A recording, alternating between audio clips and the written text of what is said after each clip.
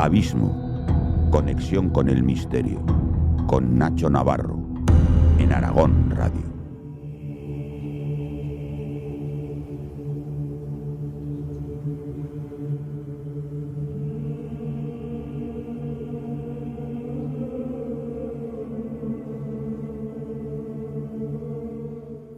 Esta noche queremos abordar uno de los temas para mí más complejos seguramente que hemos tocado aquí en Abismo, complicado por la rigurosidad histórica y ya verán conforme la vayamos desarrollando.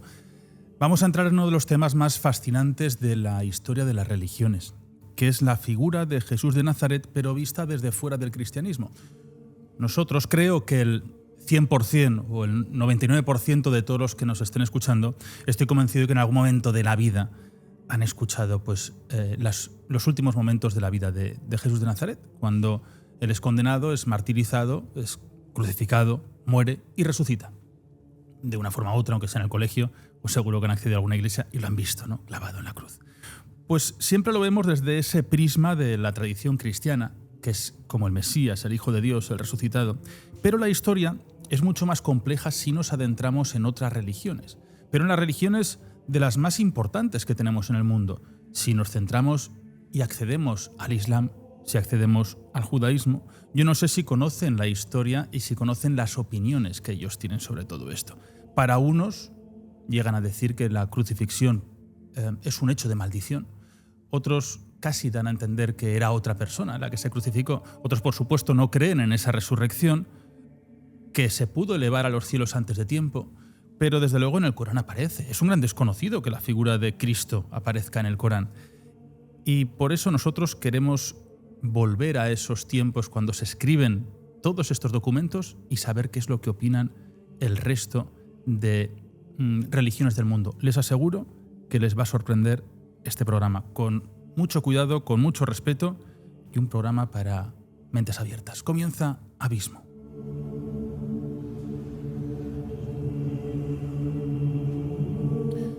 Muy buenas noches aquí en esta corporación aragonesa de radio y televisión, Aragón Radio. Bueno, desde el FM, el podcast, el streaming, se puede ver, se puede escuchar todo, en un programa que la verdad es que no se encuentran muchos hablando de esta temática. Pienso que muy poquitos ni en internet ni en podcast. Suele ser bastante atípico tocar estos temas, sobre todo por la complejidad. Pero vamos a profundizar en ello. Y con una mesa de debate, mesa de expertos, pues ante todo, catedrático de Historia Medieval, uno de los grandes novelistas, magnífico amigo de este programa, el doctor José Luis Corral. ¿Qué tal estás? Muy buenas noches. Hola, pues para como está el mundo, bastante bien. Sí, no, yo te veo maravilloso. Además, vienes de tierras lejanas. Sí, he estado precisamente hace 2 meses en Tierras Santas y allí por Jerusalén, Palestina, en fin. Y cuando te dije, me comentaste, ¿qué poco os ha hablado de este tema? Pues muy poco. Aunque la figura de Jesucristo, evidentemente, es una de las figuras, si no la figura más tratada de la historia de la humanidad, en cambio hay algunos aspectos todavía sin tratar, como el que espero tratar esta tarde-noche. Yo creo que va a gustar. Buena amiga, Cristina Gracia, historiadora del arte. ¿Qué tal estás? Buenas noches. Buenas noches, bien hallada. Y nada, muchas gracias por invitarme.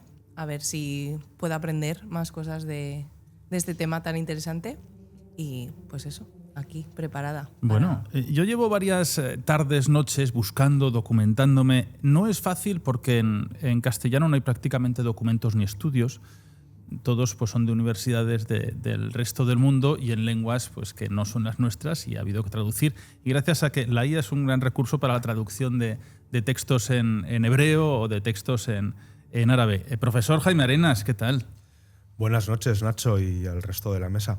Pues muy bien. Hoy vamos a hablar de un tema interesante porque yo creo que muchas veces hemos tocado el tema, no solamente en el programa, sino muchas veces incluso nosotros con amigos o en el ámbito de la Semana Santa, de cómo fue realmente la crucifixión de Jesús. Es decir, es algo que nosotros damos por hecho.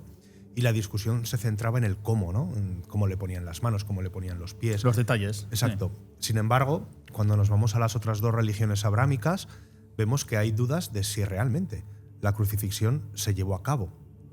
Hoy vamos a intentar desgranar un poco esa parte histórica y esa visión que tienen tanto el Islam como el judaísmo de lo que pudo ocurrir con ese judío hace 2000 años. Va a sorprender porque la gente no se ¿Y si imagina. murió Bueno, o hay no gente murió? que no se imagina que en el Corán aparece la figura de Jesús.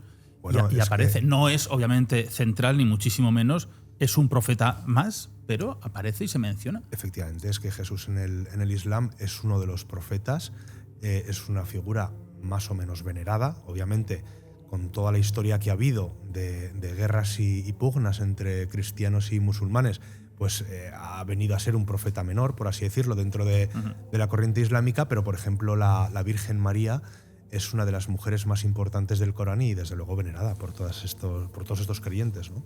Es un tema, profesor Corral, que ha servido también de guerra de religiones, todo esto. Sí, las religiones son todas para sí mismas auténticas, claro. Y en consecuencia todas las demás son falsas. Por tanto, las religiones suelen combatir por la verdad que deciden y que dicen defender. Y claro, si una religión plantea unas cuestiones, unos dogmas sobre todo, diferentes a otra, obviamente una de las dos es falsa. Y en consecuencia el enfrentamiento, que además suelen ser en ocasiones muy, muy virulentos a lo largo de la historia, pues está servido. Jaime, ¿qué podemos empezar? Por la época judía, claro, hay que irse al Talmud. Al final la Torá... Yo más que por los judíos empezaría, porque los judíos al final vamos a ver que admiten ampliamente, quizá no todos, pero ampliamente, la corriente mayoritaria es la admisión de la crucifixión. Lo que pasa es que ellos se quitan las culpas de encima, se exoneran, ¿no?, de la responsabilidad de la crucifixión de Jesús y lo atribuyen a un castigo de los romanos. Que lo que tanto, no es ni es el Mesías para ellos, Sí. porque al final no cumple los requisitos de las profecías mesiánicas, que tiene que ser esa paz mundial, la reconstrucción del Templo de Jerusalén, la reunión de todos los judíos en Israel y el conocimiento universal de un solo Dios, que es lo que ellos piden, porque la comunidad judía hoy está esperando y hoy posiblemente pueda aparecer el Mesías. O sea, que ellos siguen esperando en esos momentos. Pasado mañana creo que aparece. Bueno, pero ellos siguen creyendo en Sí, que va a aparecer. ellos siguen esperando al Mesías, que para los cristianos apareció pues hace aproximadamente 2000 años, ¿no?, ahí en la tierra de Judea. La cuestión es que sí que es verdad que cuando se estudia desde el punto de vista histórico el personaje de Jesús y mezclamos, o bueno, más que mezclamos, hacemos una comparativa entre los textos, digamos, cristianos, ¿no?, como pueden ser, por ejemplo, los evangelios o todos los que están admitidos como canónicos por la Iglesia, y los comparamos con los de los historiadores romanos, que no tendrían por qué bueno, pues darle importancia a esta persona en caso de que hubiera sido inventada en los siglos posteriores, vemos que efectivamente hubo un señor que se llamaba Jesús, que era un rebelde judío, que inició un movimiento y que fue crucificado. Eso es lo que nos dice un poco la corriente oficialista de la historia. Frente a eso, los judíos, el judaísmo no lo niega. Simplemente dice que sí, que es posible que eso ocurriese, pero bueno, un condenado más de los miles que hubo durante esa época en aquella zona que fueron crucificados, y que a nivel teológico, a nivel espiritual, a nivel religioso no tiene ningún tipo de importancia, porque fue pues eso, un rebelde. Sí que es verdad que en algunos de los textos romanos se habla de un sabio o de un maestro judío. Quizás esas consideraciones de los historiadores romanos ya nos pueden dar que pensar y decir, bueno, pues quizá era realmente un personaje importante, porque como tal lo trataron en sus escritos. No era esa persona que simplemente fue un rebelde, poco menos que cabecilla de un levantamiento o un intento de levantamiento, que fue castigado por los romanos, aunque obviamente por mediación del Sanedrín, ¿no?, que al final es el que hace el juicio. Y luego, por otro lado, tenemos la versión del Islam, que es, yo sinceramente ahora, que hablen mis compañeros también, pero yo voy a leer el versículo, que cada uno saque sus conclusiones, porque yo de todos los artículos y estudios universitarios que me has pasado, no sé con cuál quedarme. Es que también es verdad que el Islam tiene distintas connotaciones. Luego hablaremos que están los chiíes, claro, que creen bastante bien en todo esto de la crucifixión, pero luego hay otros, los suníes, por ejemplo, que no fue crucificado. Luego hay otras corrientes que fue elevado al cielo antes de la crucifixión. Bueno, los musulmanes, la verdad es que hay tantas corrientes que no se ponen de acuerdo entre ellos. Hablaremos de las principales, pero bueno, lo que viene a decir el Corán en la traducción, no sé si es la mejor, pero desde luego es la que la comunidad islámica en España tiene como oficial. Es la que, digamos, como si fuera la confederación episcopal, ¿no? En la religión católica, pues la que ellos dan para los que no saben hablar árabe puedan recitar el Corán. Y el versículo 457, que es el que habla del tema de la crucifixión, dice lo siguiente. Dice, y por haber dicho, nosotros matamos al ungido, hijo de Mariam, mensajero de Alá, pero aunque sí lo creyeron, no lo mataron ni lo crucificaron, y los que discrepan sobre él tienen dudas y no tienen ningún conocimiento de lo que pasó, solo siguen conjeturas, pues con toda certeza que no lo mataron. Y en el versículo siguiente, en el 158, dice, sino que Alá lo elevó hacia sí. Alá es poderoso y sabio.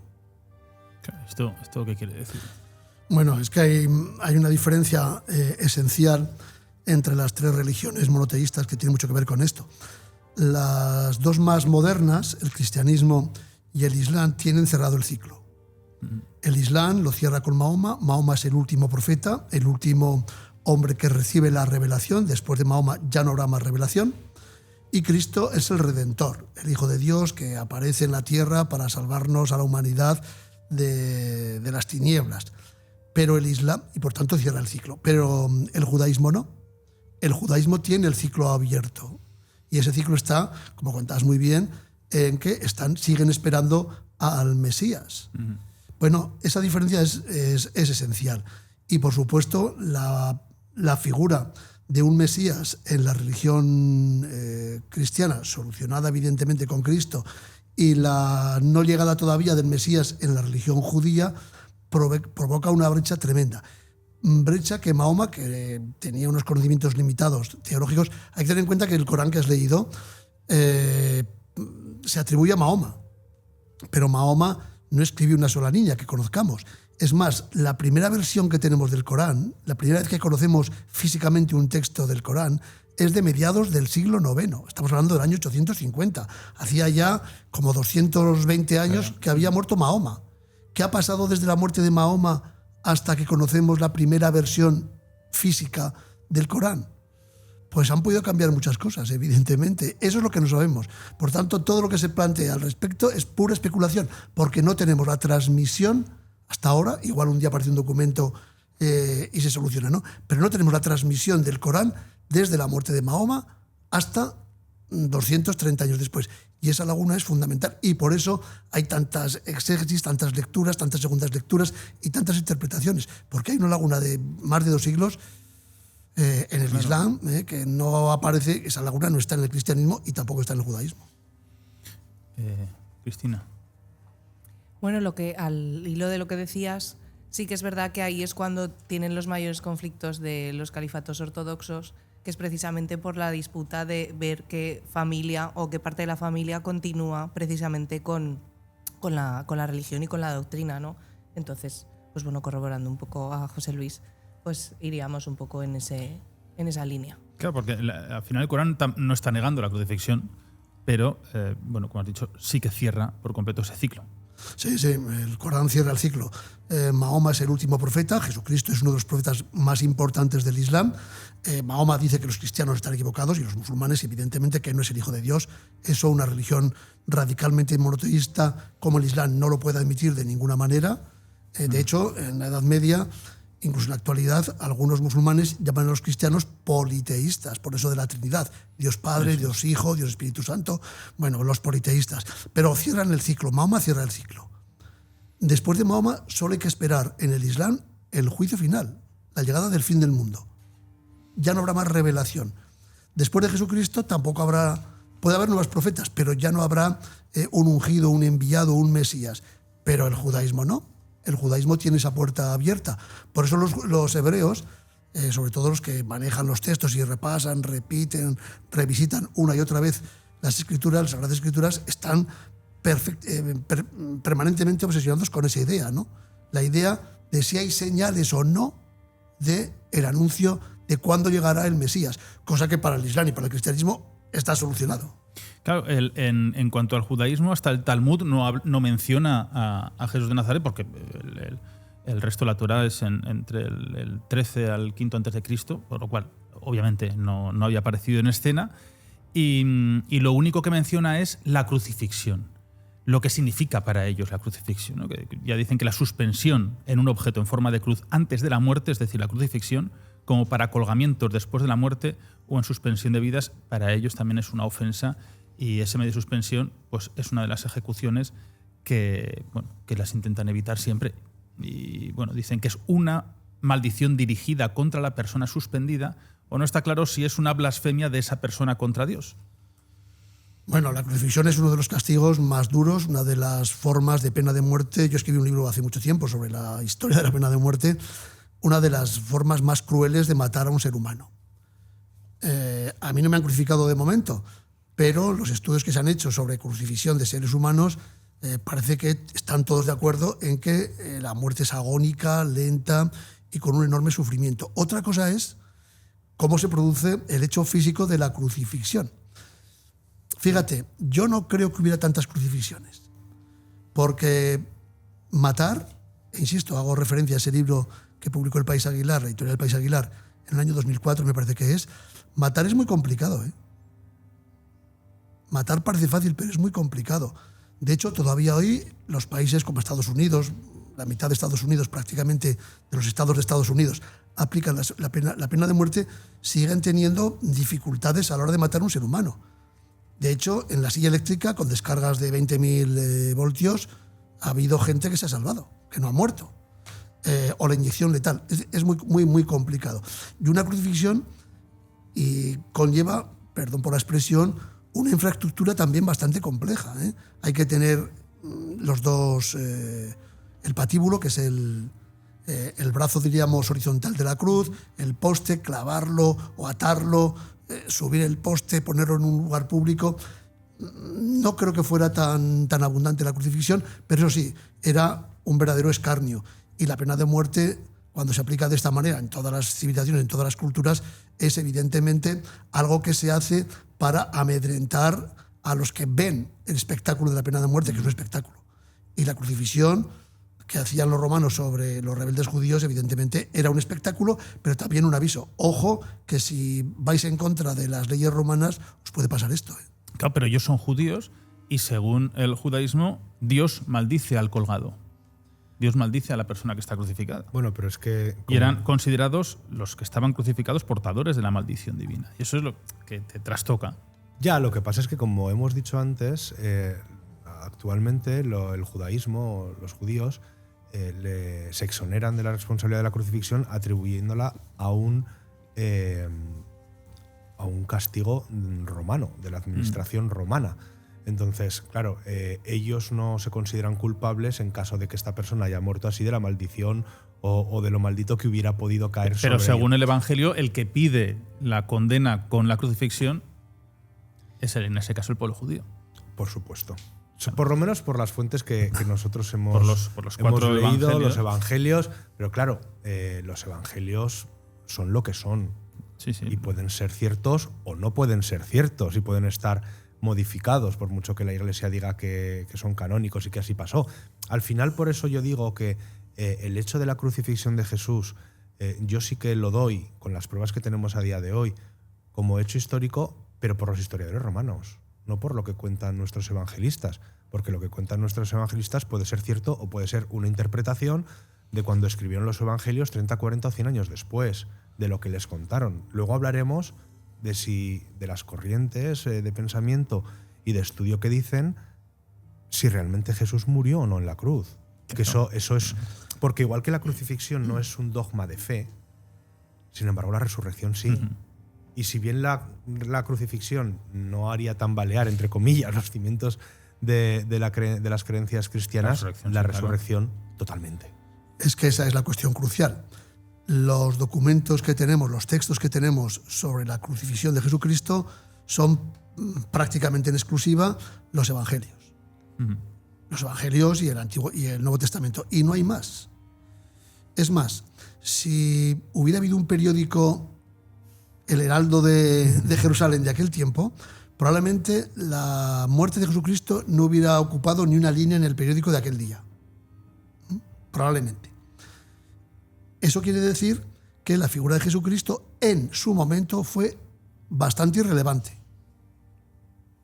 Ahora bien, ¿qué ocurrió para que 40 años después, quizá un poco más tarde, de su muerte, comenzaron a aparecer una serie de textos, los 4 evangelios canónicos, pero todos los demás apócrifos, hasta 60 y tantos, que hablan de ese personaje hasta tal punto que entre los evangelios y sobre todo San Pablo lo convierten en la figura más importante, por lo menos de la humanidad en Occidente hasta nuestros días. ¿Qué ocurrió? Pues evidentemente se generó toda una literatura, desde Ireneo de León hasta los padres de la Iglesia, los viejos padres de la Iglesia, que convirtió a la figura de alguien irrelevante en su tiempo, absolutamente irrelevante, en una figura absolutamente fundamental. Y hay una documentación que es clásica y que yo discutí mucho con Antonio Piñero al respecto, que además es un gran amigo y un gran especialista, muchísimo mejor que yo, por supuesto, ¿no? Flavio Josefo, el autor de las antigüedades, la historia de los judíos, de las antigüedades judías, cita en un parrafito de apenas media docena de líneas la figura de Jesucristo. Pero yo creo que es una interpolación, que ese texto de 6 líneas se interpoló en el siglo VIII. Sería muy largo contar esta cuestión desde el punto de vista paleográfico, diplomático, histórico, ¿no? Pero salvo ese parrafito de 6 líneas que está interpolado, que está como metido ahí, incluso en griego el estilo es diferente, ¿no? De Flavio Josefo. Flavio Josefo nació 3 años después de la muerte de Jesús, si es que Jesús murió en el año 33, que probablemente iría por ahí, ¿no?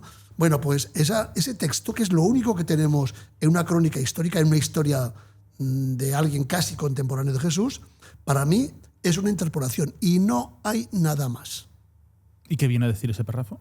Dice que en aquel tiempo, se está hablando al imperio de Tiberio, sería por tanto, Tiberio creo que deja de ser emperador, muere en el año 34, sería por tanto entre el 14, 15 y 20 y tantos, 22 y 34, vivió en Jerusalén, vivió en lo que hoy es Palestina, un personaje llamado Cristo y tal que fue.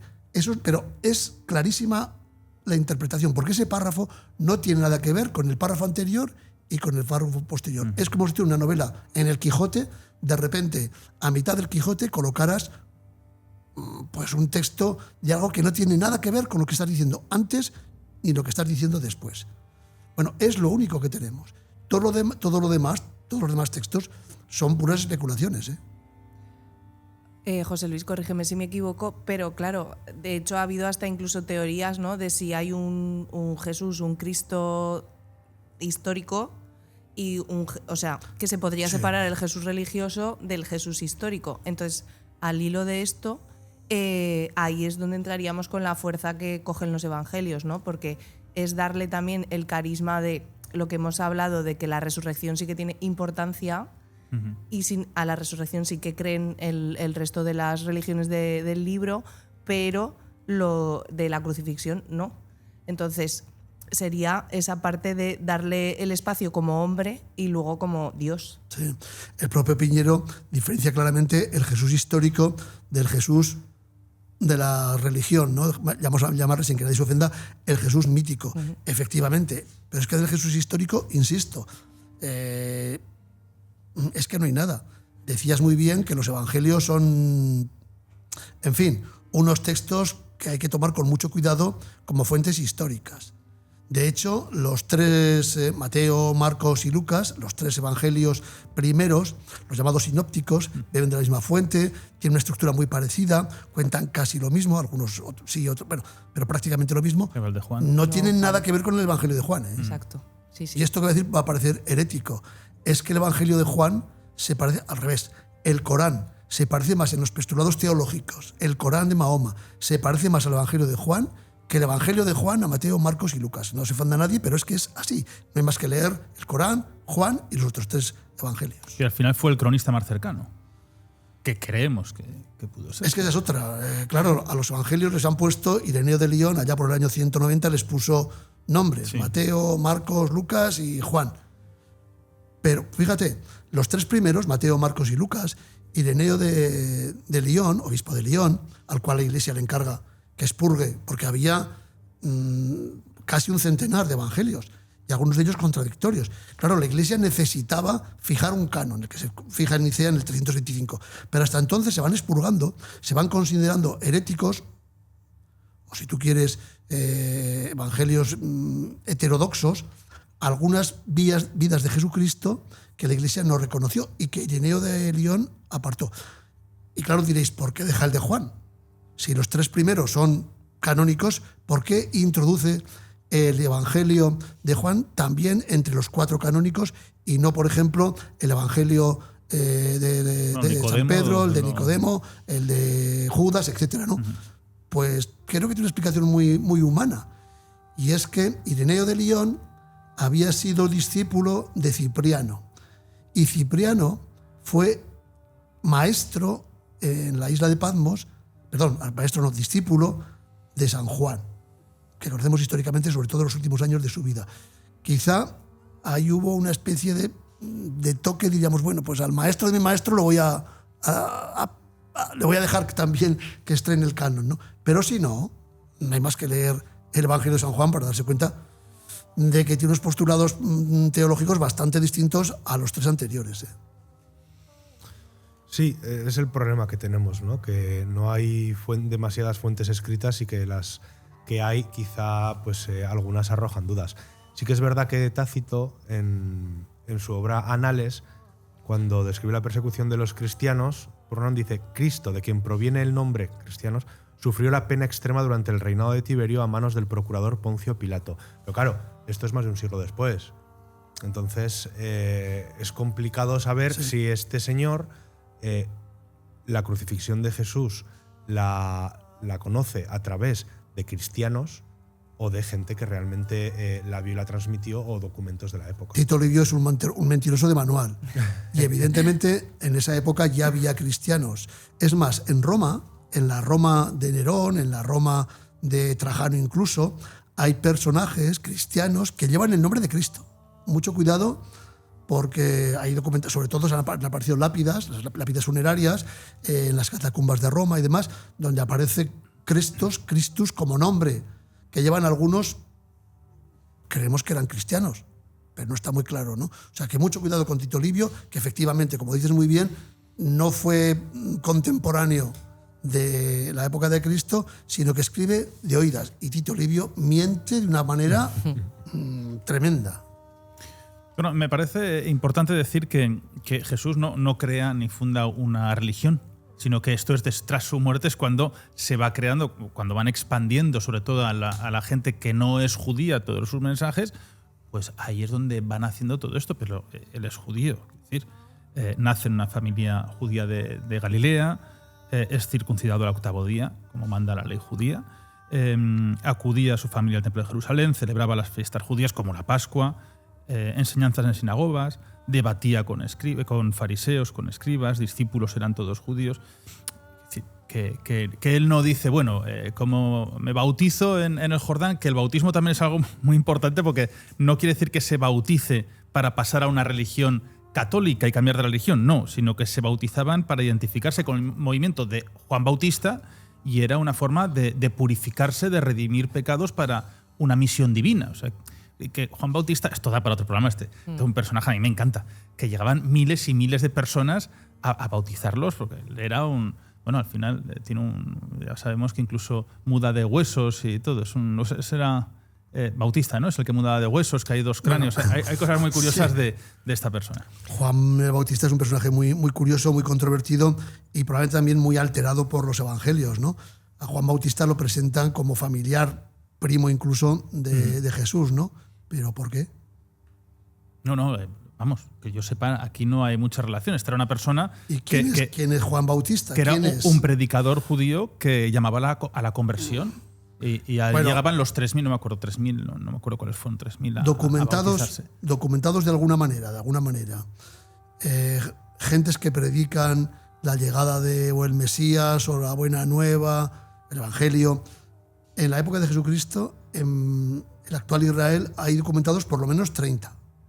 30 personas, de las cuales conocemos el nombre, a veces solo el nombre, que son profetas, pseudoprofetas, que están anunciando la llegada del mundo nuevo.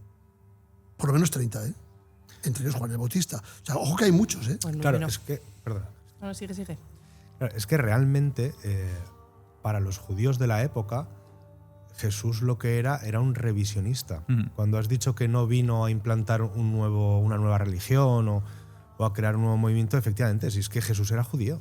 Si es que Jesús lo único que decía era, vamos a ver. Seguía la ley de Moisés. Exacto, que es hay la que judía. reinterpretar lo que estáis haciendo aquí y lo que estáis diciendo en el templo, porque no tenéis razón, os habéis corrompido y os habéis olvidado de las enseñanzas primeras de los padres de la religión abrahámica. O sea, las enseñanzas que Dios dio al pueblo judío y a los diferentes profetas que ha habido a lo largo de la historia, que nos lo cuentan en el Antiguo Testamento, es lo que dice Jesús, que han dejado de seguir los judíos de su época.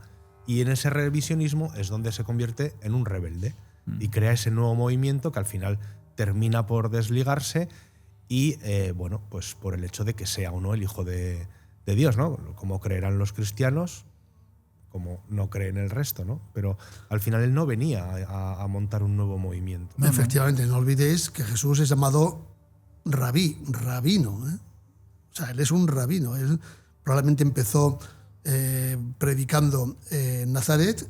Él nació en Nazaret, no en Belén, pero acaba predicando en Cafarnaún, que era más importante. Ahora Nazaret es un pueblo, una ciudad de 70.000 habitantes, pero entonces Nazaret podía tener 500 habitantes, era un pueblecito allí perdido en las sierras, en las montañas del centro de Galilea, ¿no? Ahora es una ciudad más grande. Pero bueno, y de allí baja a Cafarnaún, a orillas del mar de Galilea, y es el rabino de la sinagoga de Cafarnaún, que por cierto se conserva.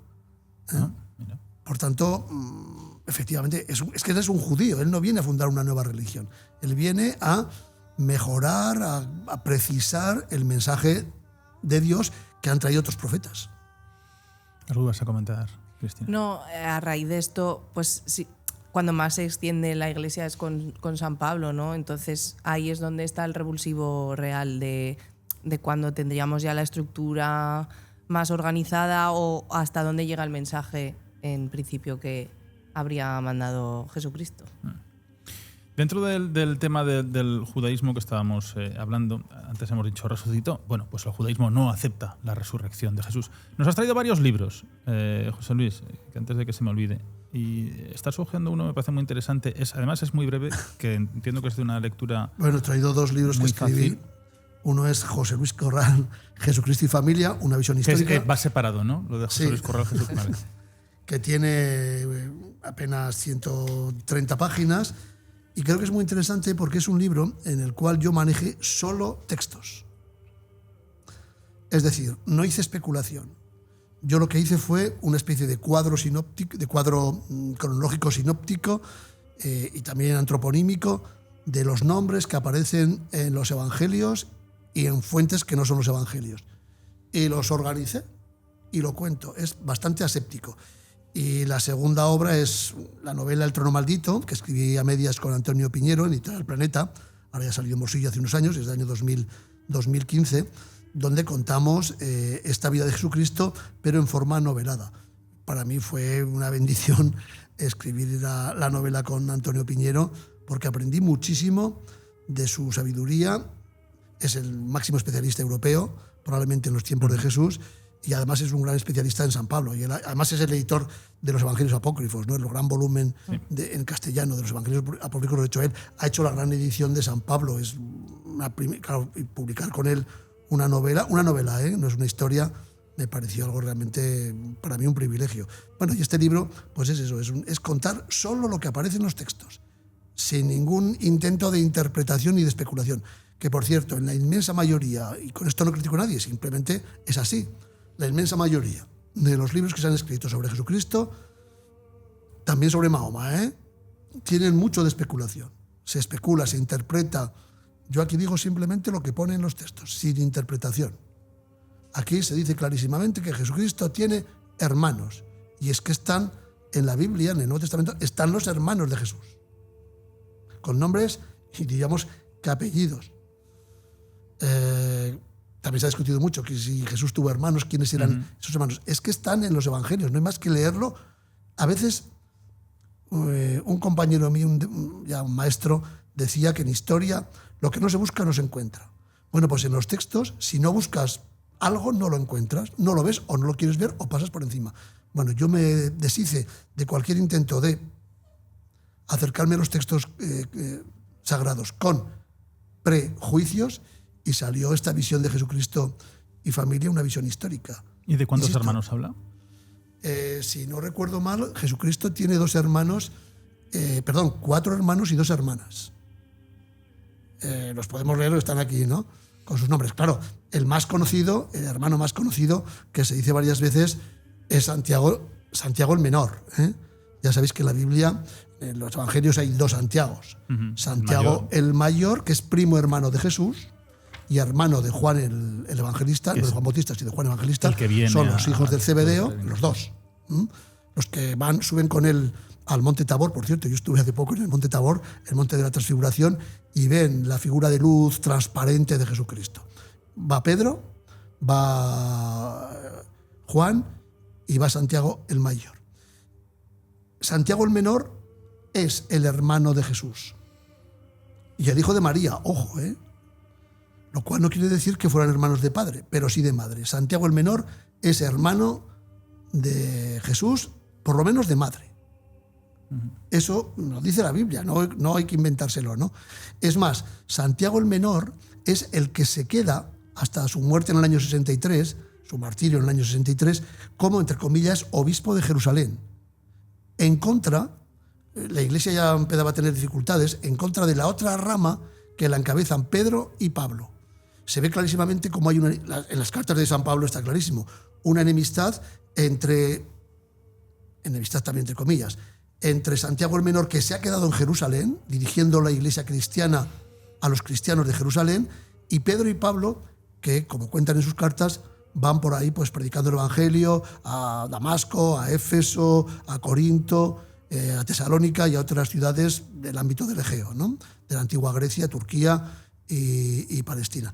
Esas 2 iglesias son claramente diferentes y con cierto enfrentamiento. El propio Pablo dice, volví a Jerusalén 5 años después y allí estaba Santiago. Es decir, que no tenían muy buena comunicación.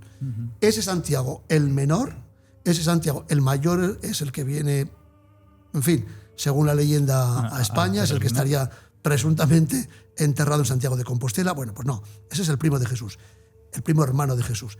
El hermano de Jesús es Santiago el menor, el que muere en Jerusalén en el año 63, también por problemas, diríamos, políticos. Qué cinematográfico, ¿eh? Fíjate que se buscaba la descendencia de la Magdalena de María y aquí podrías hacer un árbol genealógico. Tengo que decir una cosa a José Luis. Vamos a ver. Podemos hablar sobre la crucifixión, si fue, si no fue, pero hombre, que Santiago estuvo en Zaragoza y la Virgen vino a verle, eso no hay duda. ¿Y en carne mortal? En carne mortal, fue una bilocación. Eso no hay duda, es que vamos, eso dicho, no lo podemos... según la leyenda, ¿eh? Pero qué leyenda, eso es un hecho histórico. Bueno, fíjate, sería otra cuestión para un programa de lo de Santiago, ¿no? La primera vez que aparece un texto sobre la presencia de Santiago en Zaragoza es del año, por cierto, está en el archivo del Pilar de Zaragoza, del año 1297. Antes no hay nada. No, porque no lo han encontrado. Claro, no se ha encontrado. Antes hemos hablado de los subsuelos, que hay muchos documentos guardados en Zaragoza. Bueno, mira lo que pasó cuando encontraron los manuscritos del Mar Muerto, ¿no? Que empezaron a aparecer ahí versiones de los evangelios, versiones del Antiguo Testamento, y algunos coincidían y otros no tenían nada que ver. Pero también piensa que el paleocristianismo había muchas sectas entre ellos y cada uno tenía su forma de pensar. Pero es a lo que voy. O sea, igual uno de ellos, por ejemplo, a mí me gusta mucho el Evangelio de Jesús Niño. De los pajaritos. Claro, y que cuando está jugando con otros les mira mal y los mata o les provoca un shock. O sea, pues claro, al final era un niño, ¿no? Pues a mí ese tipo de lecturas me gusta porque, claro, también humaniza a Jesús. Pero claro, hay algunos que dices, bueno, pues este perfectamente podría haber sido canónico. Sí. ¿Y por qué no está? Pues bueno, pues porque decidieron que no estuviera, pero ¿quién lo decidió?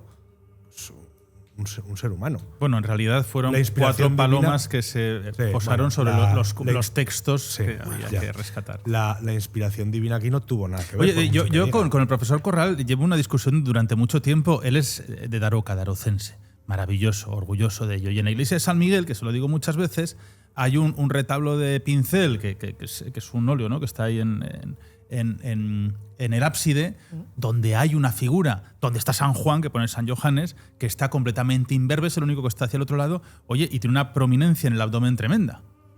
¿no? Y parece como una persona que esté embarazada. Sorprende y choca, con Bueno, todo eso. aquel día y era haya dado una para fabada. historias. Aquel día igual tenía gases, ¿no? Pero ha dado para unas historias Bueno, yo es muy que ya sabes interesantes. que yo soy de la opinión de que Jesús, para ser un hombre respetable en su tiempo y ser un rabí, tenía que estar casado. Yo soy de la opinión de que María Magdalena era su mujer y que luego fue tergiversada por la historia. Y no es porque haya leído el Código Da Vinci, que estará pensando alguno, sino porque realmente considero que en aquella época era casi una obligación para una persona de su estatus tener una mujer. No digo descendencia porque no lo sé, pero desde luego una mujer sí. Entonces, a mí, que esa mujer en ciertas ramas de la iglesia paleocristiana tuviera importancia, no me parece descabellado. Luego ya están todas las historias que podamos inventarnos o crear sobre la descendencia de Jesús, el Santo Grial, los merovingios y todo eso que nos cuenta Dan Brown, ¿no? Que obviamente no tiene una base histórica en la que sustentarse. Pero yo sí que considero que Jesús seguramente tendría mujer. ¿Que fue María Magdalena? Pues si tuvo una, probablemente sería esa.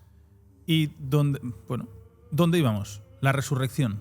¿Qué pasa en resurrección? Porque el pueblo judío, el judaísmo, pues no acepta la resurrección de Jesús bajo ningún concepto. Le dice que ellos además son monoteísmo absoluto y Jesús es incompatible.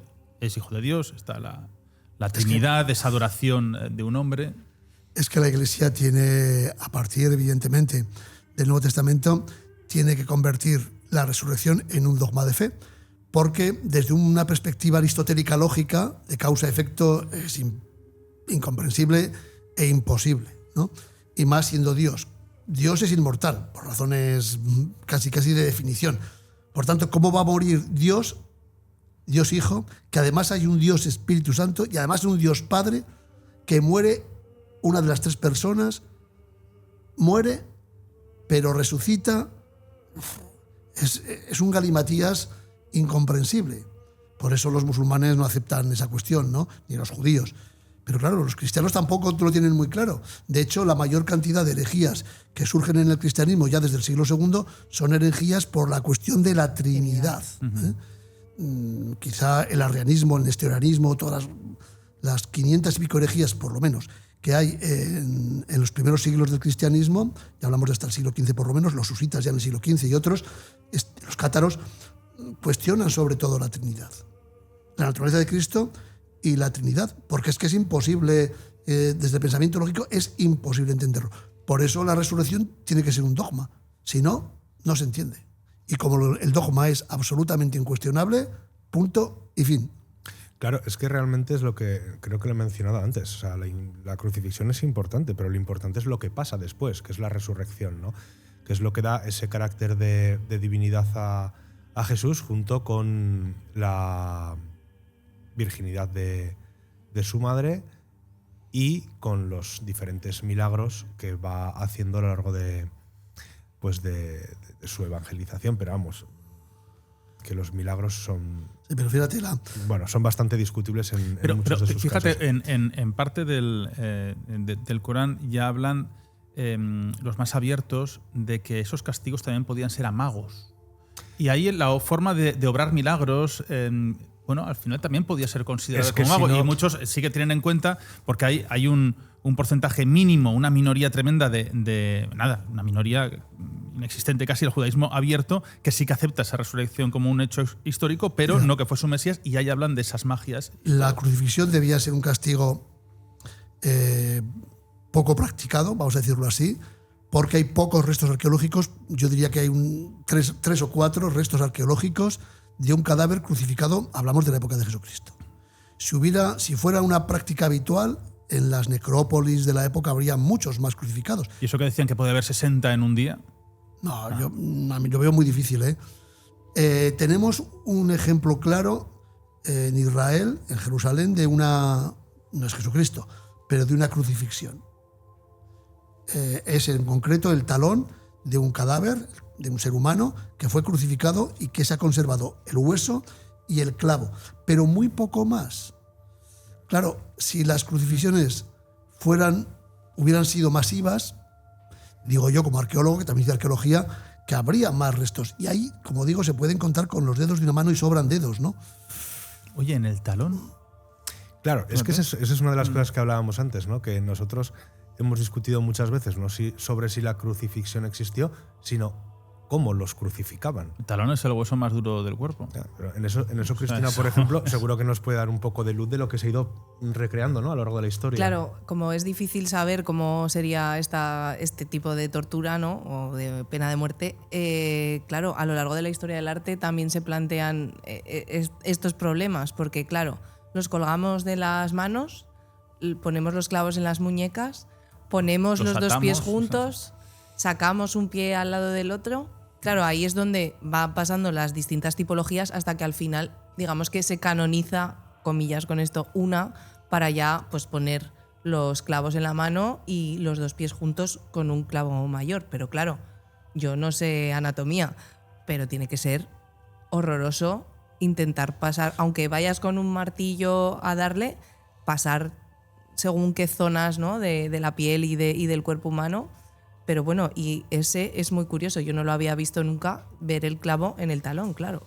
Entonces, lo que hablamos, se tipifica también la crucifixión a través un poco del arte, porque hay que darle un sentido a esa historia que se ha ido relatando.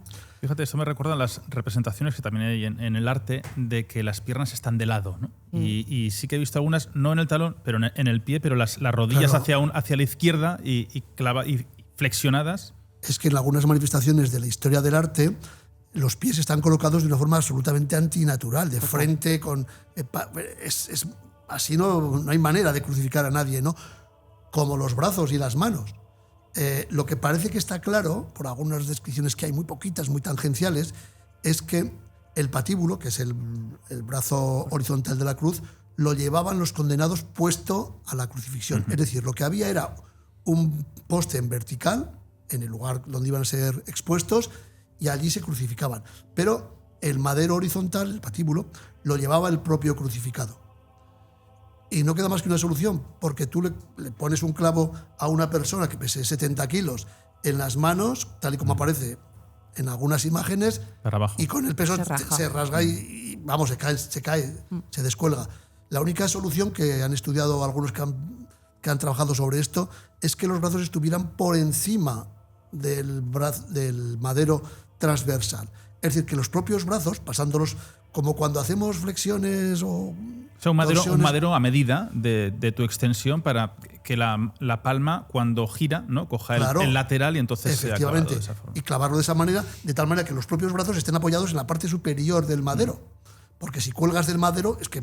No, al igual que los pies, donde se pone. Igual que los pies. Pues eso en un movimiento fuerte, en un espasmo tremendo, pues ahí se desgarraría todo. Yo, Nacho, por meter aquí ya la puntilla conspiracionista, esotérica. Sí, falta hoy. Hipótesis curiosa. No hay más que fijarse en la sábana santa. ¿Dónde lleva los clavos? En la muñeca. No lo puedes poner en la palma. Se desgarra con el peso.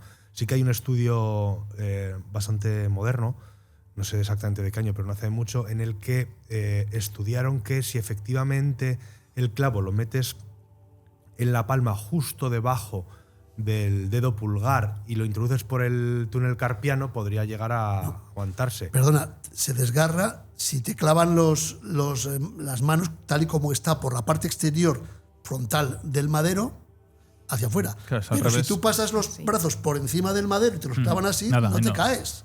No, además no tienes ni fuerza. Chicheta, vale, claro. Sí. Claro, porque pero te cuelgan, tus propios brazos son los que te sujetan el cuerpo, ¿no? Pero tampoco tendría sentido que hicieran esa maniobra pudiendo poner el clavo en la muñeca. Es que es lo más fácil. ¿Más que en la muñeca? Mucho más fácil. Pasas los brazos, tú te cuelgas del madero con tus propios brazos. No sé, pero lo cierto es que las representaciones más antiguas que hay de la crucifixión son con el clavo en la muñeca. La crucifixión que aparece en el siglo VIII, más que puede ser simplificada ahí, y que fuera como dice José Luis. Un poco antes, Norte Europa, ¿no? Es donde suele aparecer. ¿El qué? Las representaciones, las iconografías de la crucifixión. No, tenemos imágenes de crucifixión desde el principio. ¿En catacumbas? Claro. Pero las catacumbas es más tardío, lo que de la crucifixión en catacumbas, ¿eh? Yo creo que porque a partir piensa del que se utilizaba como un rito de un martirio. Esto es como si hubiese muerto por la guillotina en Francia y claro, mientras estaba ahí gente. Es verdad que las primeras imágenes claras de la crucifixión aparecen a partir de la época carolingia.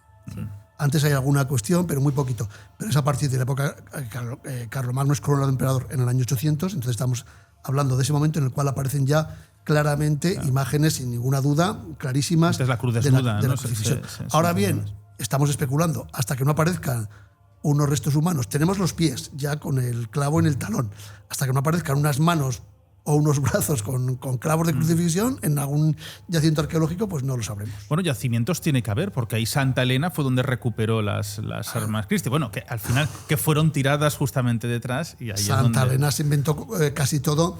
Es curioso porque descubrió todo, pero Santa Elena, hacia el año 327-28, Jerusalén había quedado arrasada. En el año 137, Adriano arrasa Jerusalén, destruye por completo, es más, le cambia el nombre. Jerusalén deja de llamarse Jerusalén, los musulmanes ya llamarán Al-Quds, pero deja de llamarse Jerusalén y Adriano le da el nombre de Castra Aelia Capitolina. Destruye todas las iglesias cristianas, todas las sinagogas judías, arrasa todo y construye templos paganos.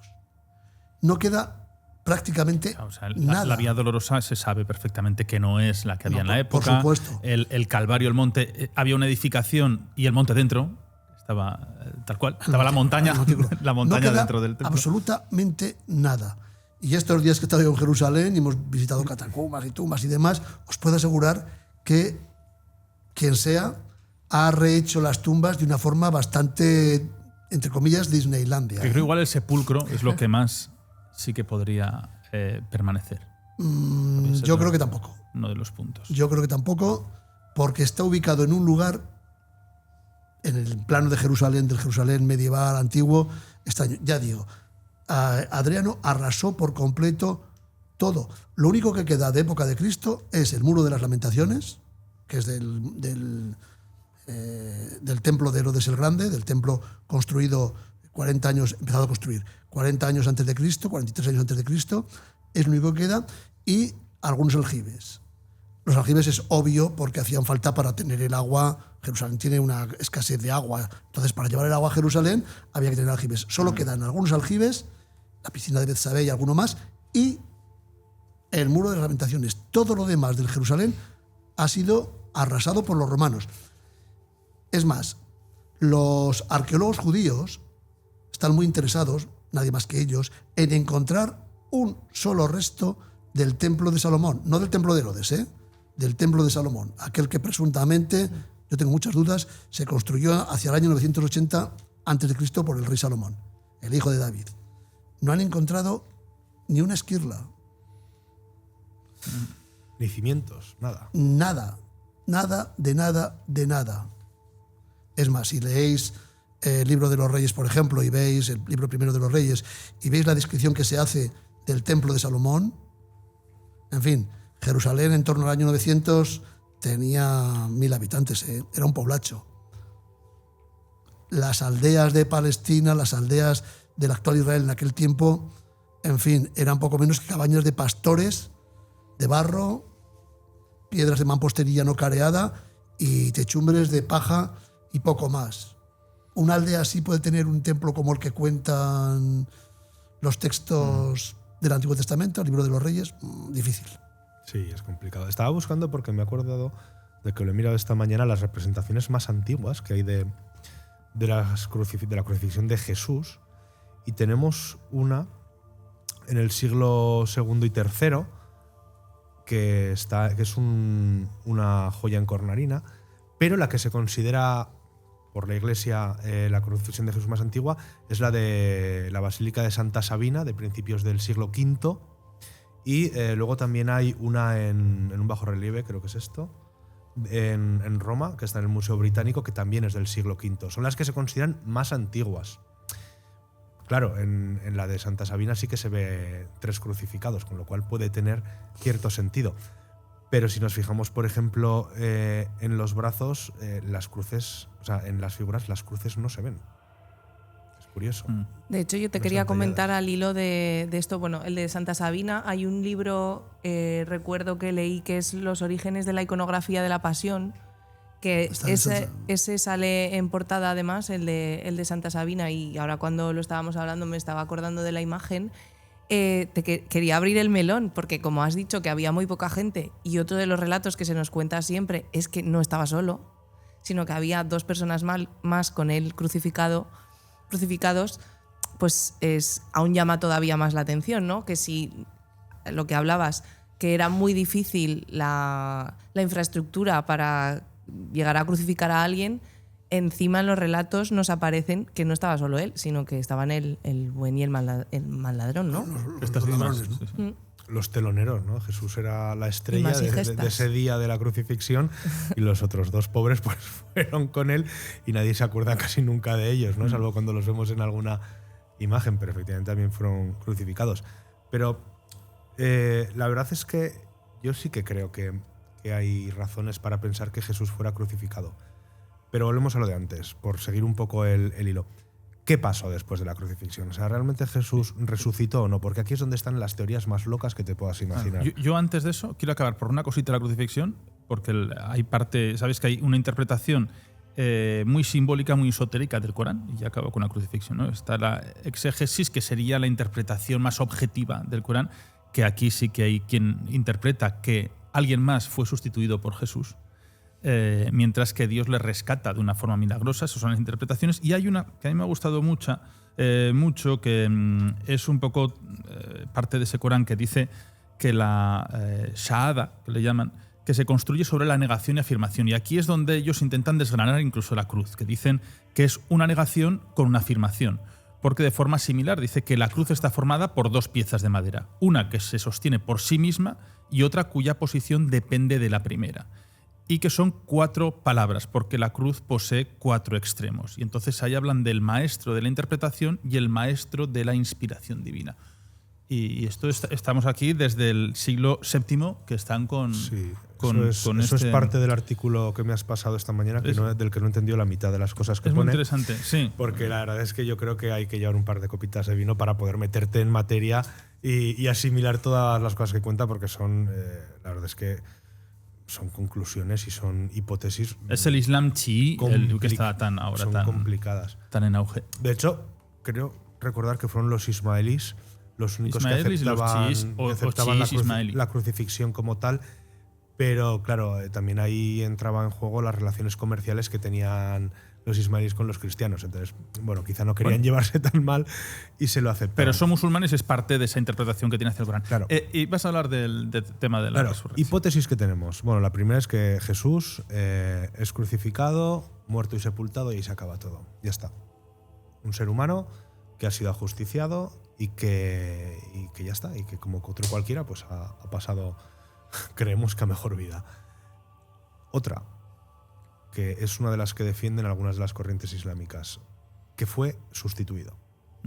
Es decir, que a Jesús, tal como se puede interpretar del Corán, Jesús se lo llevó, Dios se lo llevó, Dios lo alzó a los cielos junto a él, y entonces quien crucificaron fue otro. Claro, la interpretación aquí puede ser múltiple. Previo al martirio. Se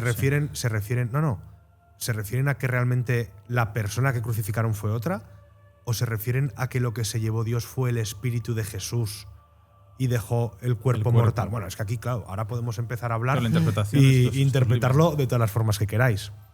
Otra teoría, Jesús sufre un desmayo en la cruz, lo bajan, porque hay que recordar que Jesús, según por lo menos nos cuentan en los evangelios, tenía amigos como Juan el Bautista con dinero que pudo pagar para bajar el cruz y sepultarlo en una tumba. Antes que apareciese en la Arimatea. Y después resurge del desmayo, o sea, se despierta del desmayo, y esa es la resurrección. Hay teorías también que hablan de autohipnosis para parecer muerto. Hay quien habla de que no puede ser o no debería ser que Jesús muriera tan rápido, que la crucifixión a veces duraba días. Es verdad que Jesús, bueno, el martirio que llevó, según lo narran. Claro, pero es que ese martirio era bastante común. Quizá los flagelos, o sea, la flagelación que sufrió no era tan intensa en otros condenados, pero la crucifixión normalmente duraba 3-4 días hasta que morían, pues normalmente o de asfixia. Claro, pero aquí el problema fue el día que se crucificó. Claro, o por ejemplo, en el caso de Jesús se cree que por la pérdida de sangre durante durante los hechos anteriores de la pasión, pues tuvo un infarto, le faltaba la sangre y al final se murió. Hay muchas teorías. Hay quien dice que después de salir de la tumba, porque en realidad no estaba muerto, se fue a vivir a la India y que está enterrado en Kashmir. Sí, lo de Kashmir, eso sí que es muy divertido, sí. Claro, hay teorías múltiples. Entonces, claro, volvemos a lo de siempre.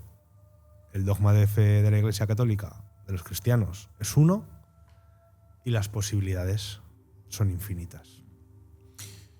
Bueno, el resto de religiones dicen alguna teoría, claro, sobre la resurrección, la llamada del espíritu en la cruz. Ese también es interesante. Bueno, fíjate, las religiones orientales, el sintoísmo, el taoísmo, el budismo, sobre todo el budismo, que es el más cercano en la zona de la India y demás, contemplan a Jesús como un profeta, como un buen hombre, pero evidentemente ninguno lo contempla como ya no el Hijo de Dios, sino como Dios mismo, ¿no? Evidentemente. Y esto es muy interesante porque ni incluso religiones de carácter polidemonista, donde hay no de muchos demonios, sino muchos espíritus, como puede ser el taoísmo, por ejemplo, cuando se refieren algunos, creo que hay un monje que acompañó a Gengis Khan en su viaje a Occidente, que habla de Jesucristo muy tangentialmente, pero no lo considera en absoluto, a pesar de ser politeístas, no lo considera en absoluto un dios. Esto es significativo también, ¿no? Pero ni los romanos. Los romanos tenían una peculiaridad, y es que tenían dioses para todos. Y si no lo tenían, en el panteón de Roma, era el panteón, el templo de todos los dioses. Pues fijaos, había un altar al dios desconocido, por si nos hemos olvidado de alguno, por si acaso, allí. Y cualquier dios de cualquier pueblo o lo asimilaban o le cambiaban el nombre o simplemente lo adoptaban. Con Jesucristo no. Es curioso. Claro, porque cuando se adopta el cristianismo por Constantino, dice, el resto de dioses fuera. Nos quedamos con este. ¿No? Sí, nos quedamos con este. Es curioso, sí. La verdad es que da pena, ¿no? No tener textos escritos de la época en los que poder basar de forma fehaciente, de forma, vamos a decirlo, científica, las cosas que hoy hemos dicho aquí, porque al final pues hablamos con las fuentes que tenemos y obviamente hay mucha parte de hipótesis.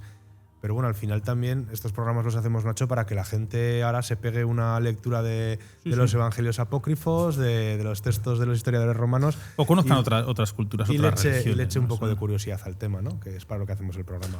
O cojan el trono maldito. Y ese que me lo tengo que leer, el de Jesucristo y familia. Sí. A mí como historiador sí que me llama muchísimo la atención que no haya una presencia más contundente de una figura que, según los evangelios, es una figura muy importante y trascendente en textos de la época. Eso sí que me llama mucho la atención, ¿eh? Aparte de lo de Tito Livio, Flavio Josefo, que insisto, pueden ser cuestiones muy posteriores y que es muy de pasada, que no haya con contundencia un texto que hable claramente de lo que pasó en Jerusalén aquellos días, que además, si hacemos caso a los evangelios, tuvo que ser muy, muy impactante, claro. Me llama mucho la atención. Sí, pues estaba toda la ciudad. ¿Y si lo quisieron tapar? Como hicieron, por ejemplo, en el Antiguo Egipto con Akenatón. Ojo, puede ser, ¿no? Ojo, eso sí, los romanos estaban muy acostumbrados a la damnatio memoriae, pero al final algo hubiera pasado, ¿no? No sé. O Flavio Josefo, que no hable tan más que esa interpolación de media docena de líneas, siendo una figura crucial en la historia de los judíos, según los evangelios, no según la historia. Claro que el historiador de los judíos, Flavio Josefo, escriba ese libro donde cuenta toda la historia de la rebelión de los judíos. Flavio Josefo comenzó siendo un judío rebelde y acabó al servicio de Roma, quizá por la pasta, ¿no? Quizá por el dinero. Pero bueno, incluso para denostar la figura de Jesucristo se me hace muy raro. Como historiador se me hace muy raro. Bueno, también se hace muy raro que Marco Polo en su viaje a Oriente no hable de la muralla de China. O sea que a veces lo obvio no se cuenta. No lo sé. Bueno, igual es que no llegó. Es que siempre hemos tenido un debate sobre el viaje de Marco Polo sí. a China. Y sobre esas cosas que contaba que igual luego no... Bueno, ¿por qué no sale? ¿Porque era obvio o porque era irrelevante? Nunca lo sabremos seguramente. Hombre, irrelevante para los que lo ven todos los días igual. Para el europeo que va y lo ve por primera vez... No digo, Hombre, te recuerdo Jesucristo. el pasaje suyo con el rinoceronte. Me refiero a Jesucristo. Marco Polo, el pasaje del rinoceronte, que vamos, lo describe, bueno, pues el unicornio, que buscan un unicornio, ¿no? Y resulta que no. No, de lo de relevante me refería, no la muralla, que es muy relevante, sino me refería a Jesucristo. Bueno, también ha pasado muchas veces, a menor escala, y que se entienda por favor la comparación, pues con pintores que han muerto pobres sin ningún tipo de reconocimiento y tiempo después es cuando se ha reconocido su obra. No lo sé. Lo cierto es que hoy estamos hablando 2000 años después de la existencia de Jesús, ya fuera hijo de Dios o hijo del hombre. Bueno, pues oye, hasta aquí muy completo el programa y a mí me ha encantado. Cristina, muchas gracias. Gracias a vosotros. Seguiremos. Jaime, placer. Como siempre, Nacho, un abrazo. Profesor Corral, maravilla siempre. Pues muchas gracias. Nada, te dejamos aquí con libros. No sé, son tantas novelas. ¿Cuántas son? Pues como 30 ya, sí. 30 ya. Y 30 y tantos libros. Pero y a veces hemos dicho los que llegó a leer en su día, que llegaban a ser el récord. Pues no llevo la cuenta, pero yo creo que leo más de 500 cada año, sí. Buah, qué envidia. Esa es la lectura en diagonal. Un día tenemos que hacer el programa sobre las lecturas en diagonal. Leer en diagonal es leer mucho, pero leer mal, también es verdad, ¿eh? Hay que precisarlo. Y luego cuando tiene que sintetizar el libro, Yo volverlo a coger. Me acuerdo que en clase, cuando iba a jesuitas de crío, teníamos una profesora que era un poco raspa, pero la tía la verdad es que era buena. Y yo me acuerdo siempre que un día nos dijo, ¿sabéis qué me apena de mi vida cuando me muera? Que no me va a dar tiempo a leer todo lo que me gustaría leer. Y eso a mí se me quedó y a veces lo pienso y digo, es verdad, ¿eh?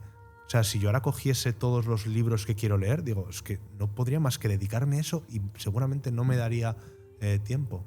¿Tú tienes muchos pendientes de lectura? Tengo miles de libros pendientes. Pues fíjate, con lo que lee él tiene miles, pues imagínate yo. Bueno, pues muchas gracias. Pronto más avances. Y nosotros nos marchamos. No ha sido un programa de herejía, ni mucho menos, que seguro que alguno lo piensa. Simplemente pues hemos querido representar lo que significa la visión católica en otras culturas, en otras religiones. Y me parece que, pues he dicho que tiene que ser con apertura de mente. Tiene que ser de una forma donde queramos conocer, queramos aprender y nuestros vecinos también saber qué es lo que opinan. Porque al final todo esto es interpretativo. Lo he dicho muchas veces, el Espíritu Santo no era una paloma como tal, es la forma de interpretarlo. Ni fueron 40 años por el desierto, es decir, pasaron mucho tiempo, ni 40 días, sino mucho tiempo, ¿no? Esa forma de interpretación antigua que es lo que posiblemente pues, nos falte de entender y de comprender. Espero que les haya gustado, simplemente unas pinceladas para que se puedan ir a las fuentes, a diferentes libros. No es fácil encontrar libros sobre esto, pero seguro que algún artículo interesante encuentran y al final pues nuestra labor, hacernos preguntas, que es una forma de ser libres. Próxima semana más aquí en Abismo, en Aragón Radio. Un abrazo.